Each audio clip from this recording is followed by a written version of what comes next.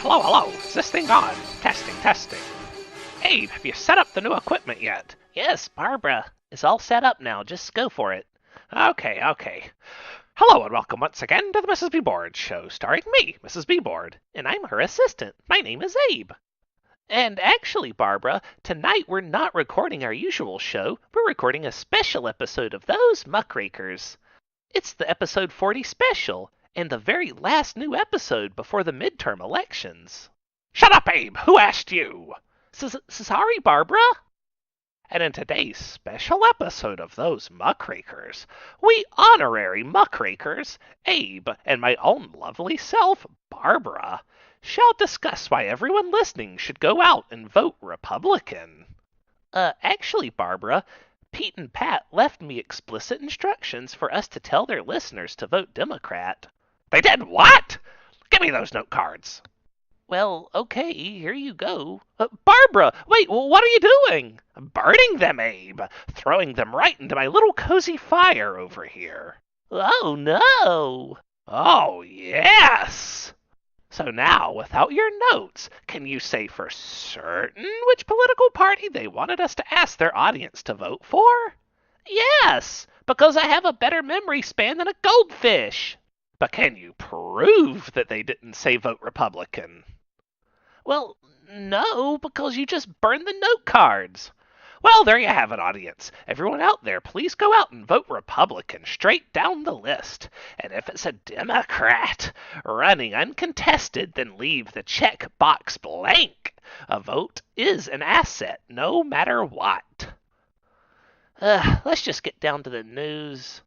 Unless you want to burn my laptop with the news notes on it, too. Well, we'll just have to wait and see if you have honest news or a bunch of fake news. First story is about someone trying to bribe women $20,000 to say that Mueller sexually harassed them. Aha! I caught you red-handed, you hypocrite, Abe. So whenever a woman says a Republican, like poor, young Kavanaugh, harassed them, you instantly believe them. But when they say mean old man Democrat Mueller did it, you instantly say they're a liar. Mueller's actually a lifelong Republican. And also no woman accused Mueller of sexual harassment, but rather 2 women came forward to say that they were offered $20,000 to make that claim. What? Oh, a bunch of fake news then. Next. It's not fake. The FBI's already investigating. I said next, Abe. Fine. Next up, Trump says that he's going to repeal the 14th Amendment through an executive order. Good. Send all the Mexicans back to Mexico, I always say. Barbara, that's horrible. We have no time to be PC, Abe. There's a caravan of death and terror headed our way. Barbara, there's so much wrong to unpack here. First of all, Trump can't take away birthright citizenship with an executive order. Which cucking Democrat said that? Republican Speaker of the House Paul Ryan. Oh, yeah? Well, I bet Trump put that cuck publican in his place for showing no spine again.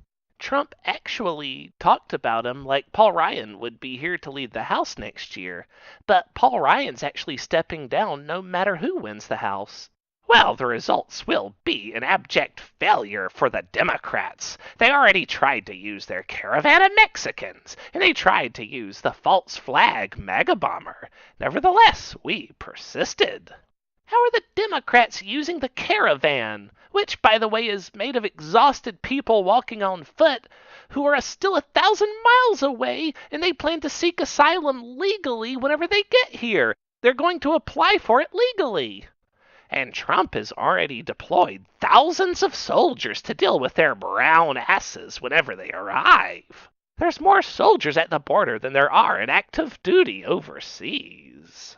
I'm not sure there's quite that many, but there is more than 1 soldier per asylum-seeking immigrant. Also, Barbara, please tone down the racistness in what you say.